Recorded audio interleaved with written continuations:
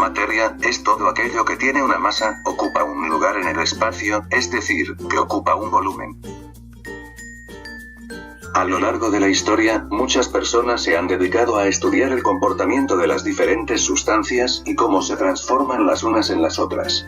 Sin embargo, no fue hasta el siglo XIX que un grupo de hombres de ciencia pudieron establecer la primera teoría científica alrededor de cómo era la materia. Los fundamentos de estas relaciones cuantitativas entre las diferentes sustancias que participan en una reacción dada se expresan en forma de leyes, que se conocen como leyes ponderales, de masa, y leyes volumétricas, de volúmenes.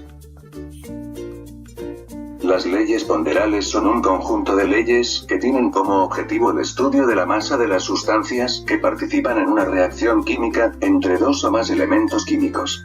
Estas se pueden dividir en 4 importantes leyes como lo son: la ley de conservación de la masa o ley de Lavoisier, la ley de las proporciones recíprocas o ley de Richter, la ley de las proporciones definidas o ley de Proust, y la ley de las proporciones múltiples o ley de Dalton.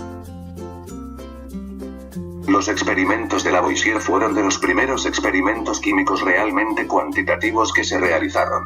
Demostró que en una reacción química, la cantidad de materia es la misma al final y al comienzo de la reacción, es decir, la masa y la materia ni se crea ni se destruye, solo se transforma. En este ejemplo se puede observar una reacción donde 37 gramos del reactivo A y 13 gramos del reactivo B reaccionan para dar como producto el compuesto A, B, en una cantidad de 50 gramos. Se comprueba que en la reacción química la suma de la masa de los reactivos es igual a la suma de la masa de los productos y que, por lo tanto, la ley de conservación de la masa o ley de Lavoisier se cumple.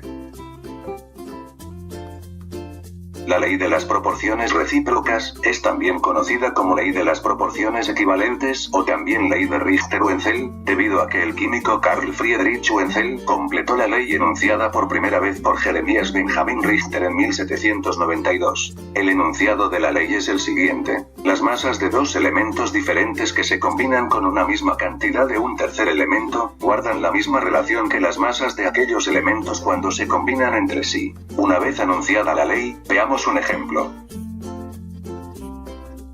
En este ejemplo vemos dos reacciones químicas. En la primera, el sodio y el azufre reaccionan para dar sulfuro de sodio y en la segunda, se combinan el hidrógeno y el azufre para producir sulfuro de hidrógeno. Sabiendo las masas moleculares de los elementos que intervienen en la reacción, sabremos la cantidad de sodio, hidrógeno y azufre que reaccionan.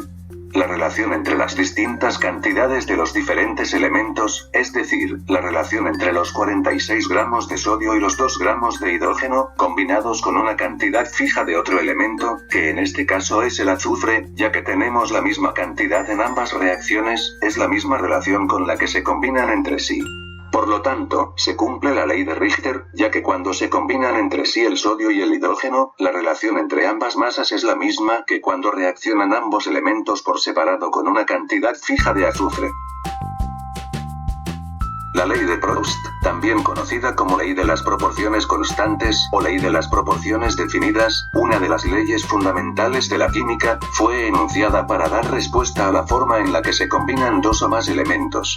Tras años de investigaciones, el químico francés Louis Proust llegó a la conclusión de que siempre que dos o más elementos químicos se combinan para formar un determinado compuesto, lo hacen siempre en una proporción de masa constante. Veamos un ejemplo. En este ejemplo se combinan carbono y oxígeno diatómico para dar un compuesto determinado, que en este caso es dióxido de carbono. Según la ley de Proust, estos dos elementos que se combinan, lo hacen en una relación de masa que va a ser constante. Es decir que si dividimos los gramos de carbono que se combinan entre los gramos de oxígeno que se combinan, nos dará una constante siempre que formen dióxido de carbono. En este ejemplo, 12 gramos de carbono reaccionan con 32 gramos de oxígeno para dar dióxido de carbono, y nos preguntan con cuántos gramos de oxígeno deberían reaccionar 24 gramos de carbono para dar lugar a dióxido de carbono. Como nos dan el primer dato completo, podemos hallar la constante si dividimos los 12 gramos de carbono entre los 32 gramos de oxígeno. Nos da una constante de 0,375. Si sabemos que 12 gramos de carbono se combinan con 32 gramos de oxígeno para dar dióxido de carbono, podemos saber los gramos de oxígeno que deberían reaccionar con 24 gramos de carbono mediante un factor de conversión o regla de 3.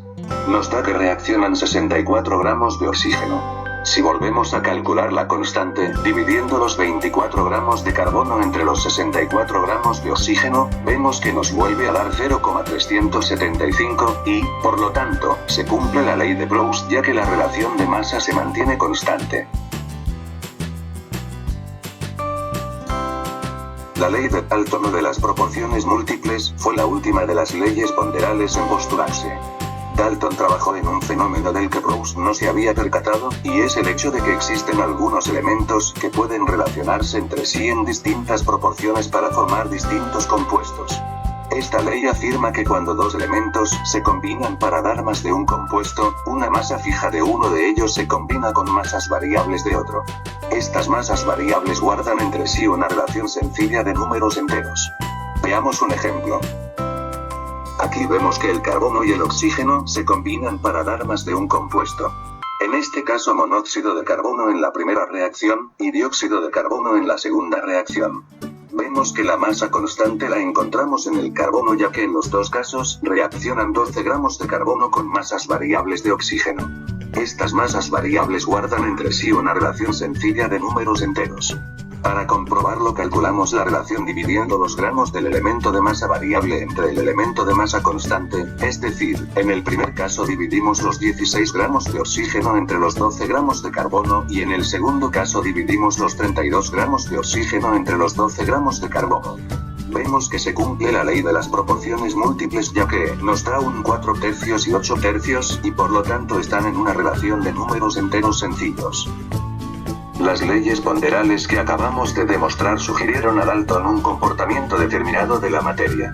Además, Dalton recuperó la idea del atomismo de Demócrito y la completó con los descubrimientos que había hecho, explicando así las leyes ponderales. Esta teoría anunciada en 1803 se resume en los puntos siguientes. La materia, es decir, todos los elementos, están formados por unas partículas pequeñísimas, indivisibles e indestructibles llamadas átomos. Todos los átomos de un elemento son exactamente iguales por lo que hace a su masa y sus propiedades, y diferentes de los átomos de cualquier otro elemento. Un compuesto químico está formado por moléculas todas iguales entre ellas. Cada molécula está formada por átomos de distintos elementos que se combinan en una relación de números enteros sencillos. En una reacción química, los átomos se recombinan y, así, unas sustancias se transforman en otras distintas. Como para los gases es difícil hacer mediciones con masas, aparecieron las ya mencionadas leyes volumétricas. El año 1808 el químico Louis-Joseph Gay-Lussac estudió una serie de reacciones en las cuales los productos eran gases, y anunció la ley de Gay-Lussac, también conocida como ley de los volúmenes de combinación. Esta ley dice lo siguiente: los volúmenes de los gases que intervienen en una reacción en las mismas condiciones de presión y de temperatura, mantienen entre sí una relación de números enteros sencillos. Veamos un ejemplo. En la reacción vemos que el oxígeno cuando reacciona con el hidrógeno forma agua.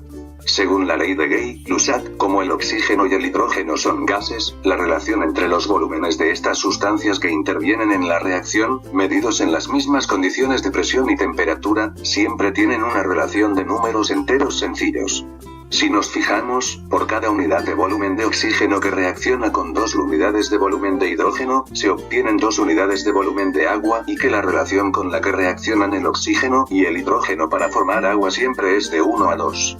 Es decir, que por ejemplo, por cada litro de oxígeno, reaccionan 2 litros de hidrógeno para formar agua. Sin embargo, la teoría atómica de Dalton no podía justificar la ley de Gay-Lussac. Dalton se dio cuenta de que la relación entre los volúmenes de combinación implicaba una reacción sencilla entre las partículas reaccionantes. En este punto, Dalton, al equiparar las partículas con los átomos, se vio en dificultades. Un átomo de oxígeno mal podía producir 2 partículas de agua, cuando cada partícula debe contener un átomo de oxígeno. Amedeo Avogadro, en 1811, hizo constar el error del razonamiento de Dalton, quien confundía los conceptos de átomos y moléculas. La ley de Avogadro, también conocida como principio de Avogadro, dice que, en iguales condiciones de presión y de temperatura, volúmenes iguales de gases diferentes contienen el mismo número de partículas. Explicado con un ejemplo, la ley de Avogadro dice que, si se supone diatómica a la molécula de oxígeno, pueden formarse dos moléculas de agua de una sola molécula de oxígeno. Gracias a su ley, Avogadro especificó que las partículas de los gases no necesariamente eran átomos, sino que podían ser combinaciones de estos. En admitir que muchos gases formaban moléculas diatómicas, pudo explicar la ley de Gay-Lussac y pudo dar un nuevo impulso al conocimiento sobre la estructura de la materia. Por lo tanto, la ley de Gay-Lussac, conjuntamente con la ley de Avogadro, pudieron completar la teoría atómica de Dalton, y, como resultado, se pudo anunciar la teoría atómico-molecular.